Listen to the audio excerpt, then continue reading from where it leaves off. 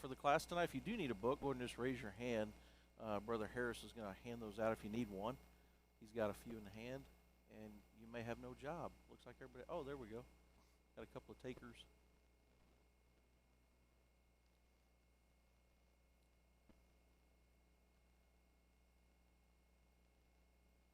Welcome to the class night. Believe it or not, this is the beginning of the quarter. We've had 2 weeks into this quarter where we haven't met, and so we've got a shortened quarter this time. I'd like to start off by just getting us to think a little bit about a question. And this question is really not meant to bring out sinful behaviors or ideas about sinful things, but what has society taught us to believe will bring enduring satisfaction in life? I'm not talking about pursuit of sin, but what is this life, what has culture taught us is going to bring about satisfaction in this life, enduring satisfaction? What will bring it to us? Yeah, money. Money's going to bring enduring satisfaction this life teaches us, this world teaches us. Yeah, success. And depending on how you define that, it can include a lot of different things that would be defined as success, right? What else might the world tell us brings ultimate power? Power. Yeah. Popularity, fame. Yeah. Anybody else? Somebody else had a hand over here, I think. Possessions, okay. What we own, what we control. What else? Yeah. Hey, yeah, romantic relationships. You know, some kind of romance is going to bring that in your life. Enduring satisfaction. What else? I think you probably hit every one of the ones I had on my list. I thought of another one possibly that, we may not think about, but maybe being admired in some way for your beauty, or even having physical strength or endurance of some sort, some kind of physical characteristic.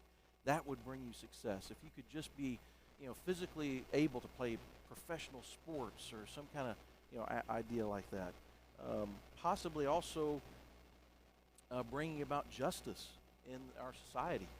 Justice is served, and therefore that's going to be enduring satisfaction for society and the individual who brings people to justice.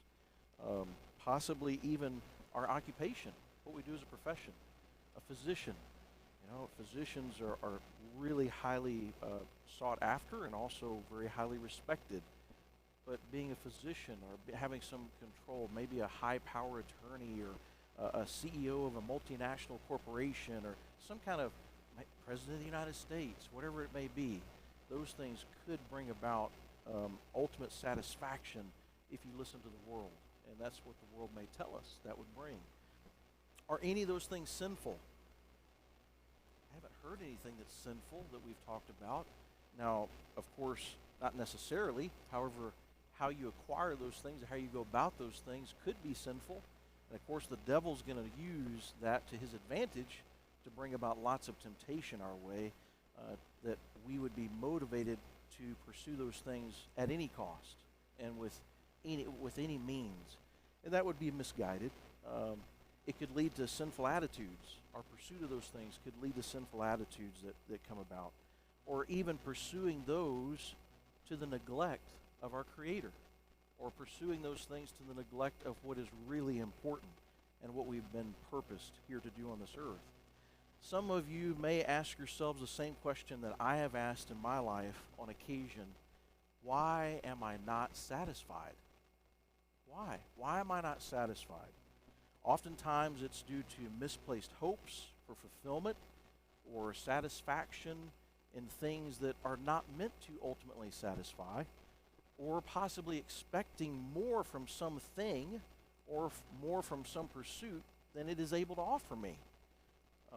Our bodies, which includes all the functioning of our brains, our feelings, everything associated with the body, the human body, were not created in such a way that we will be completely physically satisfied with no further desires.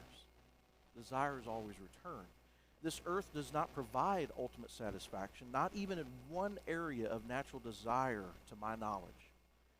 This is why I believe many marriages do not work. This is why many careers leave someone feeling as though they're empty. This is why many spend countless dollars and immense time pursuing possessions that never end up delivering on what the advertisers promised they would deliver. we're going to find answers in this book called Ecclesiastes to many of these questions about why I'm not satisfied and the contributing factors to that question and the conclusions that one may reach. In the Hebrew Bible, the book is called Koleth, which means preacher. And it says here in the verse 1, the words of the preacher. And the term suggests one who speaks to an assembly is really what this suggests. The Greek version of the Old Testament, the Septuagint, is called Ecclesiastes, which means preacher, but it's derived from ecclesia, meaning those that are assembled to hear the preacher. So this is something that's meant to be heard, and it's something that the preacher wants us to hear, the readers of this. Ecclesiastes is written by this man who calls himself the preacher, yet by his defining characteristics, the writer is unmistakably King Solomon, the third king of the unified kingdom of Israel. Ecclesiastes is going to answer these questions about the source of fulfillment more exhaustively and truly in a way that is beyond my limited wisdom. Solomon was a much wiser man than me. So understanding some of the things he has to say takes some time. I have to struggle to keep up sometimes with his wisdom, and I may not ever achieve it as far as a full understanding, but we're going to do our best. I want to welcome everybody to the class. I believe that we have some very relevant things to study this quarter about questions that you've wrestled with, I've wrestled with. Sometimes we didn't even know we were wrestling with them, but that was the source of what our wrestle was about and what our wrestling was with. I first studied this book back in my mid-20s, and it really fascinated me. I'd never really studied it before that time. And every truth revealed in this book that I have attempted to disprove or challenge on my own, I have found to be true personally. Every single time I test something that he's revealed here, it comes out to be exactly the way that Solomon said it was going to be. I hope to improve my way of thinking this quarter, and I wished I could have gone back and taught my teenage self a lot of things that we know today later on in life. Once we've studied these things, it would have helped me tremendously to avoid a lot of pitfalls in life. It would have helped me to maybe choose different directions for my life than what I chose.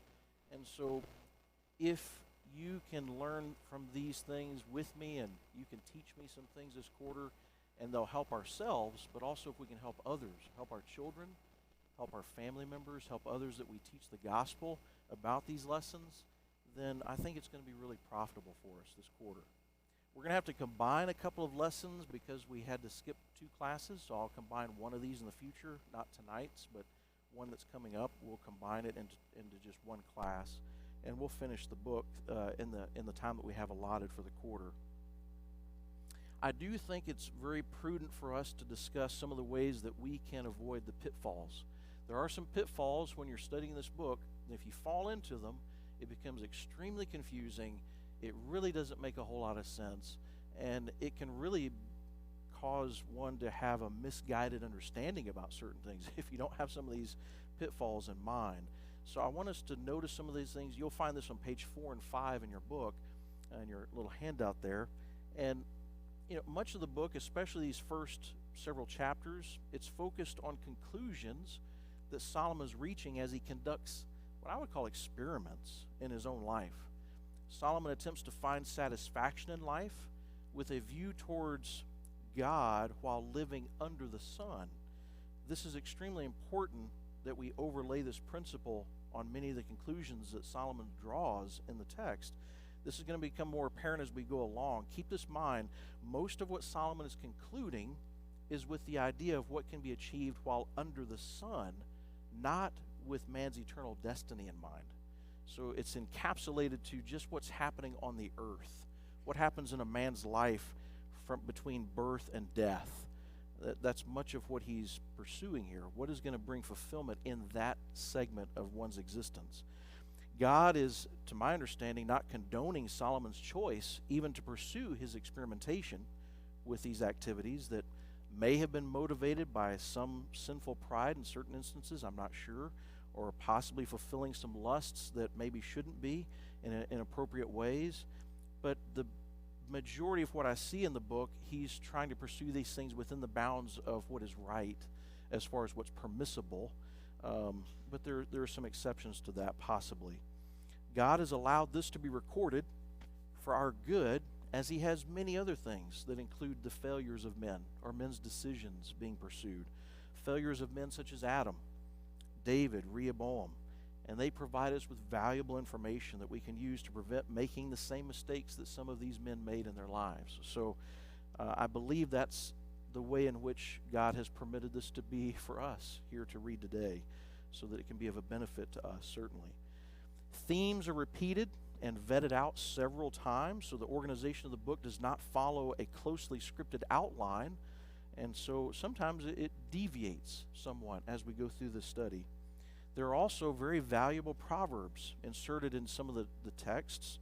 So as Solomon transitions from one idea to another, he may include a proverb here or there for us to gain from as well. We must also remember that Solomon was a human being and capable of sin, just like you and me. He lived centuries ago. However, he was a human being, flesh and blood, just like you and me, could make the mistakes. He could sin against God. He was not perfect. Jesus was the only perfect man to walk on the earth. And so we know some of the personal struggles and failures of Solomon. So even though he was admittedly the wisest man to ever live, this wisdom did not prevent Solomon from sinful conduct. Do you remember what the scriptures reveal about Solomon's failures? And he may have had other failures, but the scripture reveals some to us so we can get a sense of this humanity and also the limitations of wisdom. Do you remember some things that he did that were not permissible, that were actually sinful in his life that are recorded? Yeah.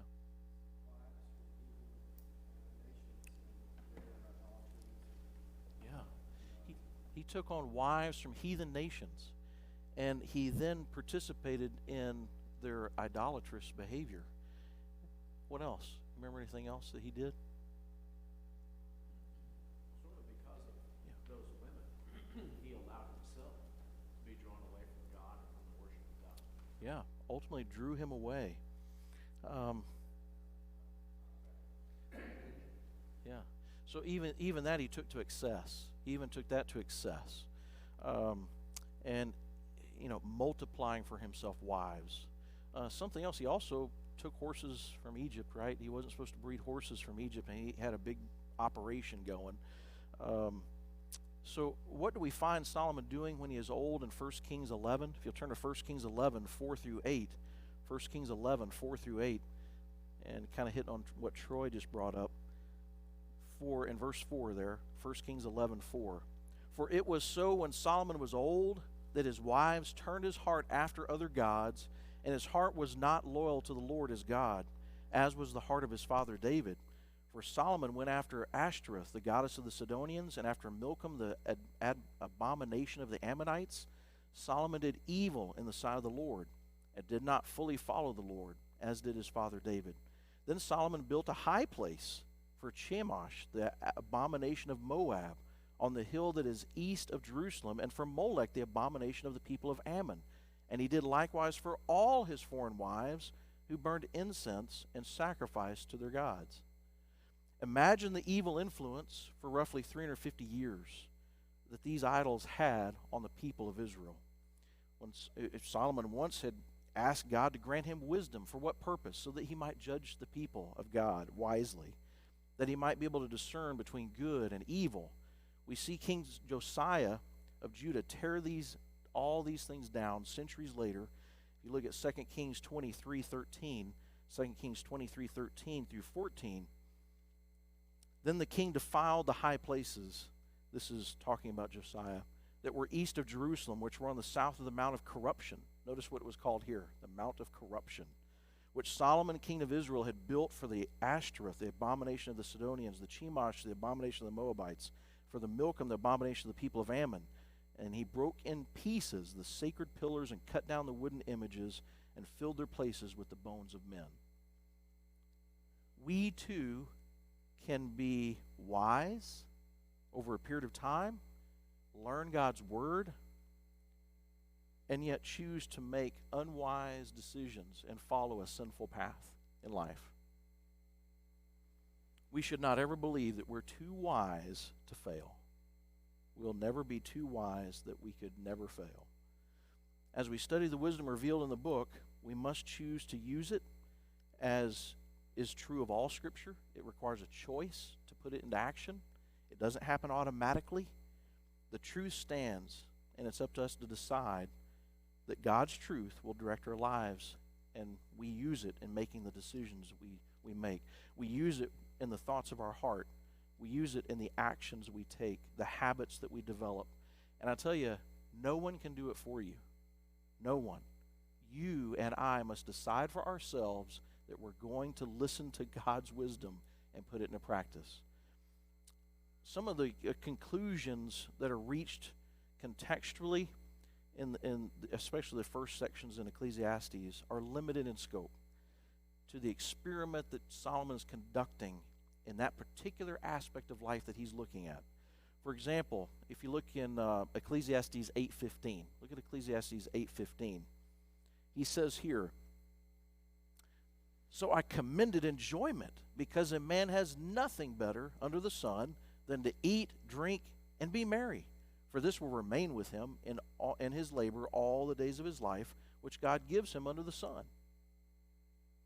Well, he's drawing this conclusion as if all of man's existence will occur on the earth without a view towards his eternal destination. He's drawing this conclusion here with that boundary here. Jesus uses the same terminology when sharing the words of the man who stored up much for himself. If you look in Luke 12:19, he says, "And I will say to my soul, Soul, you have many goods laid up for many years. Take your ease, eat, drink, and be merry. This man's life was required of him that very night, and he was left with a barn full of goods he could never use." So Jesus gives us the proper perspective without all the experimentation, rather from his wisdom as deity. And he says, "So is he who lays up treasure for himself and is not rich towards God." Then he says to his disciples, "Therefore I say to you, do not worry about your life, what you'll eat, or about the body, what you'll put on. Life is more than food, and the body is more than clothing." Solomon will ultimately reach the same sort of conclusion that Jesus has so succinctly brought to our mind. However, Solomon goes through a lot to get there, and reasoning and through trial and error. So at the beginning, it kind of leaves us wondering or perplexed about some things if we don't appreciate, number one, the whole of the book. You have to take the book as a whole. You just pluck out little passages here and there, it's going to be confusing. So you got to take the book as a whole experimentation and a conclusive document. The extent to which experiments are taken, we have to keep that in mind. There's only a limited boundary with which they're taken. And then we have to remember the restrictions that Solomon places on his statements oftentimes, where there's a view towards only what is possible under the sun, meaning without a view towards eternity or man's soul being eternal. So at times, it may be somewhat depressing as we go through this. Like, wow, that didn't result in any fulfillment either. This part of the experiment failed too. It just failure after failure. There is no satisfaction whatsoever. So we don't want to let that get in our minds as we go through here. Ultimately, there will be a conclusion that's going to be able to help us understand our purpose that will lead us to satisfying life. So don't get depressed as we go through this. This is not supposed to be depressing. It's just a longer argumentation and experimentation that leads to a good conclusion. So I'm going to look at, if you look in your books here, I've got a little prologue or an introduction from Mark Copeland on his book of Ecclesiastes, a little workbook. And he talks about it opening up with the author identifying himself as the preacher. It's a sermon. And certainly he does grab our attention, declaring all to be vanity or all to be useless. So we don't have to wonder or guess about where this is going. He kind of gives us the conclusion part of it at the beginning here in verse 2. Vanity of vanities, says the preacher. Vanity of vanities, all is vanity. That's ultimately what he finds as his conclusion when limiting your fulfillment in life to just this life. It's vain. It's going to be vain. And he goes through a lot of other things here. I think it's worth your read from Mark Copeland. I'd like to read the first chapter, and then I want to start going through some questions and that will lead into other questions that we want to discuss tonight that maybe aren't in your book. Any comments before we read this text here, the first chapter? We're going to read it together. Awesome. The words of the preacher, the son of David, king in Jerusalem. Vanity of vanities, says the preacher. Vanity of vanities, all is vanity. What profit has a man from all his labor in which he toils under the sun? One generation passes away, and another generation comes, but the earth abides forever. The sun also rises, and the sun goes down, and hastens to the place where it arose. The wind goes toward the south and turns around to the north. The wind whirls about continually and comes again on its circuit. And the rivers run into the sea, yet the sea is not full. To the place from which the rivers come, there they return again. All things are full of labor. Man cannot express it. The eye is not satisfied with seeing, nor the ear filled with hearing. That which has been is what will be. That which is done is what will be done. And there is nothing new under the sun. Is there anything of which it may be said, see, this is new? It has already been in ancient times before us. There is no remembrance of former things, nor will there be any remembrance of things that are to come by those who will come after. I, the preacher, was king over Israel and Jerusalem, and I set my heart to seek and search out by wisdom concerning all that is done under the heaven. This burdensome task God has given to the sons of man, by which they may be exercised. I have seen all the works that are done under the sun, and indeed all is vanity and grasping for the wind. What is crooked cannot be made straight, and what is lacking cannot be numbered. I communed with my heart, saying, look, I have attained greatness and have gained more wisdom than all who were before me in Jerusalem. My heart has understood great wisdom and knowledge, and I set my heart to know wisdom and to know madness and folly. I perceive that this also is grasping for the wind. For in much wisdom is much grief, and he who increases knowledge increases sorrow. That first chapter is profound. There's so many applications for us, right? So from what perspective could Solomon say that all is vanity? What does it mean that all is vanity? How could he say something like this? Yeah. Through his life, and he had the power and the ability, the wherewithal to make all the experiments, unlike all of us. Yeah. Vanity is like a breath or a vapor. It's just passing with. Yeah. It's from that perspective he had experimented. Yeah.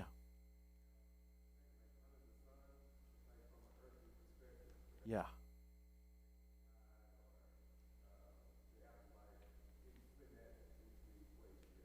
Yeah. Just from what he could do in his own body, what he could experiment with and sense, and feel and achieve, what he could do, not with any view towards eternity. Other ideas about how he could say this? Yeah.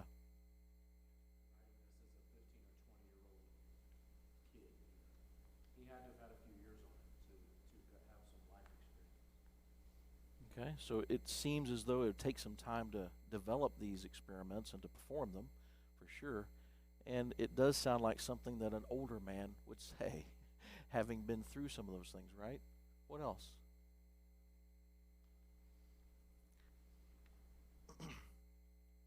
The cycle of life seems perpetual. And what lasting profit does a man have from all his labors? He had seen the cycles, right? Even if he weren't experimenting, just by observation alone, he could see things just repeat themselves over and over and over again. Whatever we've worked for ultimately goes to someone else after we die, if we have anything left over. You know, whatever. Have you thought about that? That whatever you're working for, you might be working for someone else if you're accumulating all of this and not using it while you're here. Have you thought about that you might be working for someone else to enjoy your retirement fund? We convince ourselves that what is left will be good for our children, yet there is no certainty that it will ultimately be consumed by our children or even our grandchildren. Also, children who count on inheritance from their parents are not guaranteed those inheritances either. I've seen this happen multiple times. A husband will lose his wife, marry another woman, then he passes away, and all of his wealth is transferred to the wife that has no relation to his children. She doesn't care about them. But I thought Daddy was going to leave me. Oh, it's gone, just evaporated. So the earth renews itself, he talks about here. It's renewing itself, and it lasts beyond ourselves. It's not creating new matter. Matter is being used by various plants and animals, and it's converted into other types of matter and used by other creatures and so on. In the 24-hour cycle of the day, it repeats itself over and over again. The sun comes up, it goes down, keeps going on. Can you imagine for a moment the reality of this cycle for our ancestors who lived in the first millennium on earth before the great worldwide flood during Noah's time, where they were living hundreds of years? When you'd seen your 500th 24-hour cycle, 500 years of 24-hour cycles over and over and over, it just keeps happening. It just keeps going on over and over. Luke 17:26, Jesus tells us about a danger in this as well. It's an observation we should appreciate, but there's also danger in some of this repetitiveness. It says in Luke 17:26, "And as it was in the days of Noah, so it will be also in the days of the Son of Man. They ate, they drank, they married wives, they were given in marriage until the day that Noah entered the ark, and the flood came and destroyed them all." That is how predictable these cycles are. They happen over and over again, but you can also learn something wrong from the observation. Everything's just going to keep going on. Nothing's going to change for me. Nothing's going to happen. Nothing's going to alter the course. That's not true. We're going to find out that Solomon realizes there's lots of contingencies in life, lots of things that happen that are beyond our control. And we do have an end on this earth, and it's similar to that of all other living beings. We all die. The winds flow south to the north and back again. They never reach any final destination. Have you thought about that? The winds never end up anywhere finally? They're always blowing around. The rivers run into the sea, but it never gets full. The water cycle just keeps happening. Even the life cycle of humanity is the same way. People are born every day, and people die every day. Every single day, people begin, and there are those who end. I sometimes think about the roads I'm driving on, the buildings that I see, the hills that I see in the distance, the forests. They will all most likely outlive me. The very road that I'm traveling on will be here after I'm dead. It's not going to be long. Our life is fragile. It's temporary. The substance of my body will ultimately, think about it, the substance of your body, the physical flesh, will return to the earth where it came from.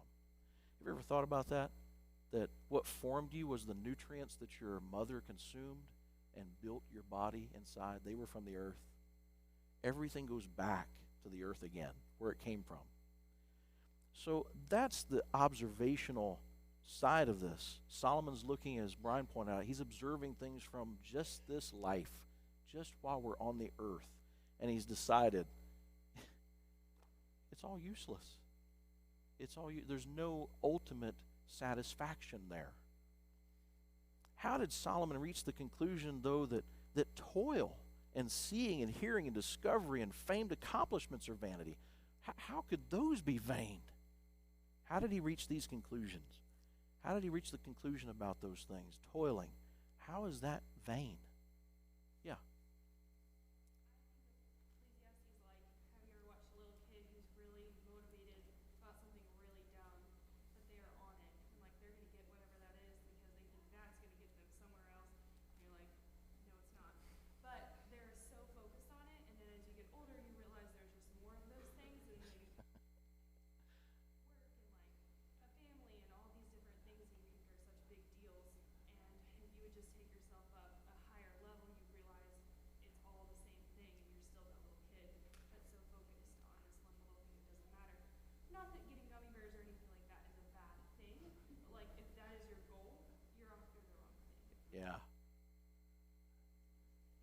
accumulation of Skittles or anything else. Yeah, it won't satisfy you, right? Accumulating all those things and toil, working for them.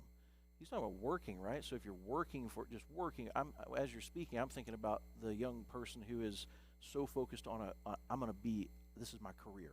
This is what I'm going to do, and that's all I'm working on. And I'll tell you, it happens to not just young people. It happens to middle-aged people and old people, where you get so focused and everything else is to the exclusion of that, and therefore toiling becomes the thing. Have you ever had a day in your life when you didn't at least have to care for your own body's needs? You got to feed yourself. You got to go to the bathroom. You got to bathe. I mean, there's always something that you have to do. You can't go, I'm all done. My body will not want this anymore. I'm all finished. It's the last time I'm going to the bathroom again. If that is, you're going to be very constipated. It's going to be a bad thing for you. These things repeat themselves. It just keeps going on and on and on. Only maybe when you're very ill will you not eat in a day, or not go to the bathroom in a day, or not wash yourself in a day.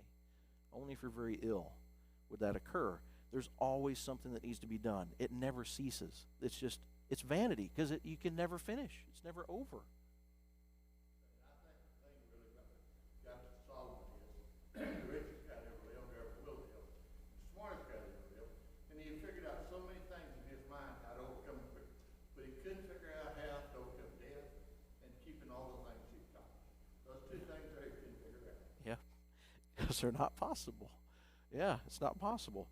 Seeing, he says the eye is not satisfied with seeing. When you see a beautiful sunset on a vacation, do you think to yourself, all right, I would never enjoy seeing that again? No. Or would you think, man, I'd love to see that beautiful sunset one more time? I think we'd choose the latter. Our eyes can never be full of seeing. And I'm thinking now about when I was young, television shows actually came on television, and you had 4 channels if you're lucky, and then you saw the show when it was actually set to be on air. And if you didn't see it, you wouldn't see it again. That's it. That was your chance. You went to the movie theater, it was over. I mean, you saw it, and it was out of theaters, and that's it. There was no DVD players, wasn't anything. It's just TV or movie. Now, young people, even my own children, will watch things over and over again. You go on Netflix, I want to watch this movie again and again. It's like you just can't ever get enough of seeing the same movie. I mean, that's how dramatic this futility really is. Even if you see a movie, you might see it again the next day. Especially Ben with Marvel stuff, right? He'll go, oh yeah, I want to see that again. Let's go to Endgame again. Let's do it again. You just can't ever get satisfied. Hearing. I tell you, you go to listen to a music group that you love, I predict that you will not leave and say, I'm all done. I don't ever want to hear their music again. No, you will. You'll want to hear it again. Even if you just heard them live in performance, you heard it. It was the best. You still want to hear it again. You're not full. Discovery, the natural processes of the earth replenishing itself, will wipe away the accomplishments of men. We just saw, Notre Dame Cathedral burn. It's been around for centuries. It's not going to last. Nothing's permanent. Discoveries that seem novel to us are not so novel.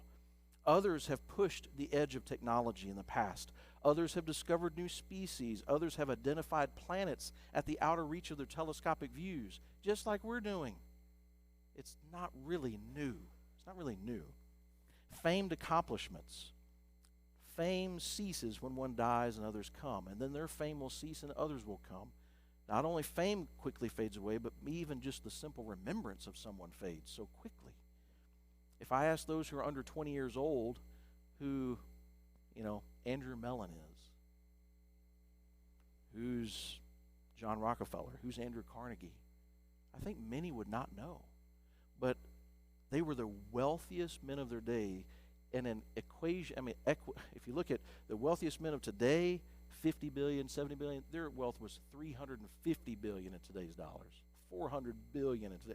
These were wild, but do we ever think about them? Do we ever talk about them? Does anybody really know much about them? I think the younger you are, the less you're going to know. That's going to happen to you and me. No one's going to remember what we accomplished. No one's going to remember what we did. No one's going to remember how much we gave, it's gone. It's going to be forgotten. What task did Solomon set before himself? And how is Solomon uniquely qualified to engage in this endeavor? Tim hit on it a little bit here, but it's okay. What's the mission, and why is he the guy to do this? Why does he think I'm the right guy to do this job, this experiment? Yeah. Yeah. He was given wisdom by God. So why is this man? What else?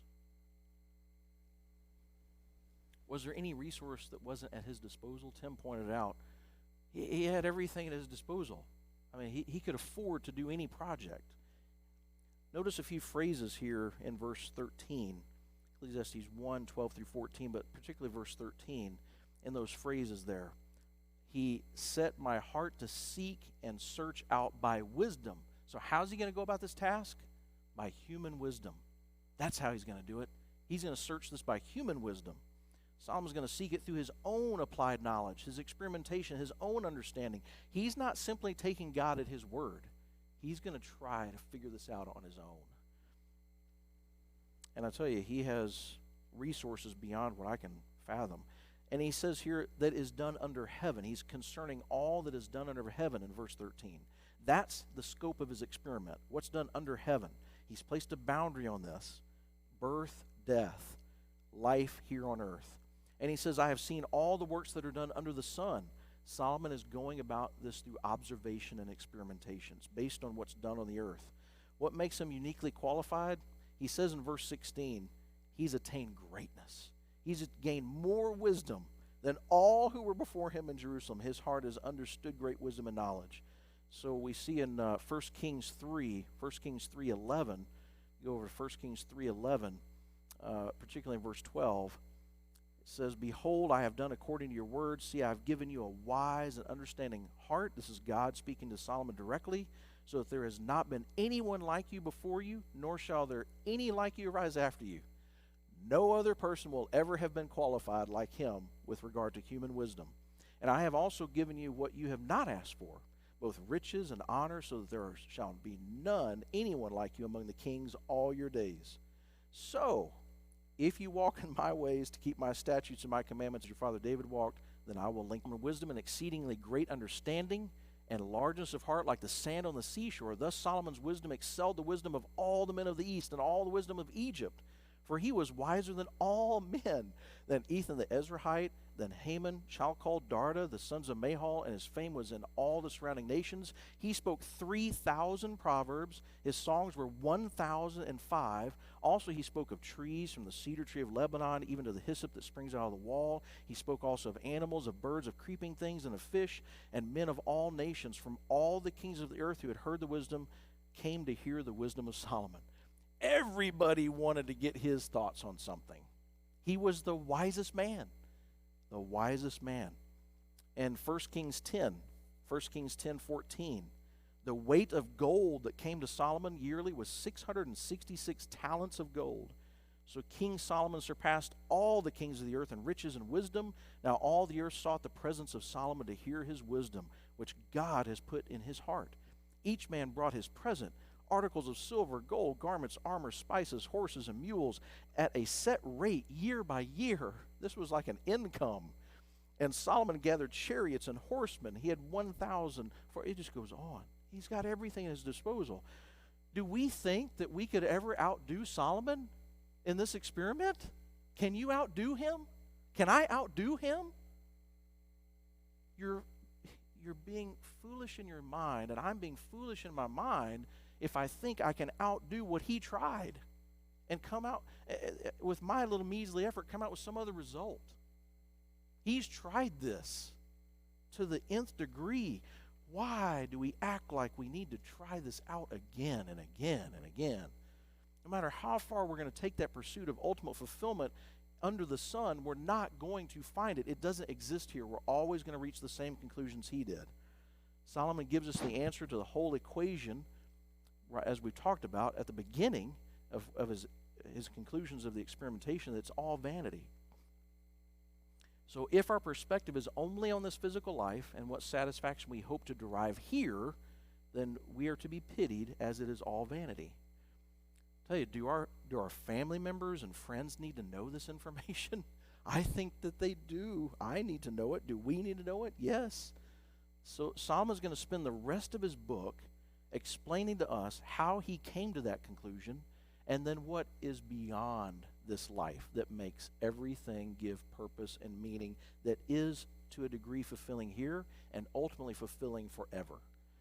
So what does Solomon mean in verse 15 here when he writes, what is crooked cannot be made straight, and what is lacking cannot be numbered? What does that mean? It's verse 15 of chapter 1. What is crooked cannot be made straight, and what is lacking cannot be numbered. Help me out here. What does this mean?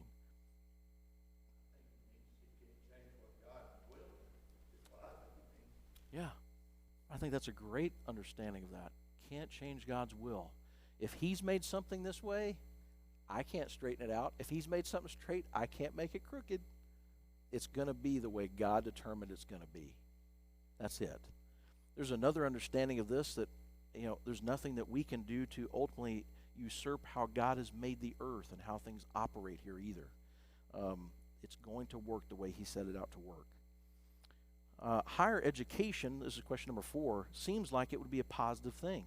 So how could Solomon have concluded that in much wisdom is much grief, and he who increases knowledge increases sorrow? I thought education was good. I thought schooling was good. How could he reach this conclusion? Yeah. The more burdensome your knowledge becomes, because you realize that people are not doing what they're supposed to do. That's where the burden comes in. Yeah, you see that. Yeah, you see a lot more things that give you pain.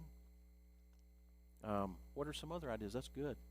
Other ideas about how that he could say such a thing, that wisdom is much grief, and he who increases knowledge increases sorrow. Yeah.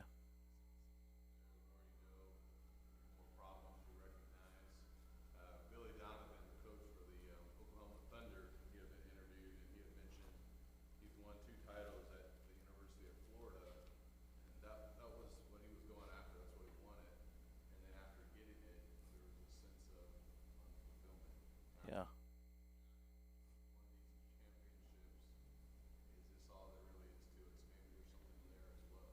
Yeah, to gain knowledge and understanding. I mean, Tricia, you're a teacher. I mean, you educate children, teach people. There are several of our members who are teachers, work in the schools.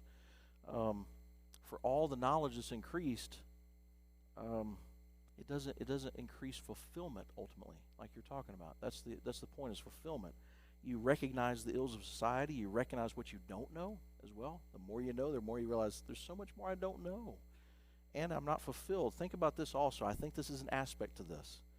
Think about all that you know professionally, all that a doctor would know about the human body, all that a Supreme Court justice would know about the law, all that a pilot would know about a 737. How about all that an air traffic controller would know about the charts and maps and rules? All of that knowledge is of no value outside of this earth. It only has value here. There is zero value in the afterlife for that knowledge. Am I going to need to know about the 737 aircraft and all the different backup generators and all? No. There won't be any of that in heaven. I mean, in the afterlife whatsoever. So everything that I'm going to know all these things. When does that pass from you? When you die. I don't know that you're going to have any use for that. What will be useful? God's word. It will last forever. God's word is going to endure forever. So, of course, I'm not arguing that there's no value in knowledge. There's lots of value in knowledge. And we need to provide for ourselves. We need to have an education. And we need to work. Those are things that we have to do while on this earth. We have to do them. God actually tells us to work and provide for ourselves in the new covenant. We have to learn to read and write, to even read his word and go through and really understand it better than we could if we couldn't read and write, wouldn't you think? So there's a lot of value there, but I want you to see the limitations that he's bringing out in this text. Wisdom brings about some grief, and knowledge brings about some sorrow, and it doesn't last beyond this life. Those secular things that we know. And imagine all the things that Solomon knew. We've already read about some. When he died, He had no need of those things. He had no need of that knowledge. Yeah, Him that wisdom and money to help him be a good king, and he didn't always use it that way. that's right. It was within his power to use it for evil, and he did in some ways. So, in what ways do you see vanity in your own activities of life? What ways do you see vanity? Just name a couple. What are some things that just seem vain as you pursue them in your life, not just in someone's? Yeah. Developing yourself professionally, climbing the ladder, doing all the things that you pursue, and then realizing, Yeah, I'm not satisfied at the end. Now, were some of those things useful to you while you're here? Of course. But we're talking about the mission here is Solomon's trying to find, will those things give me ultimate satisfaction? Is that fulfillment? Is that where I'm going to find it? What else? Yeah.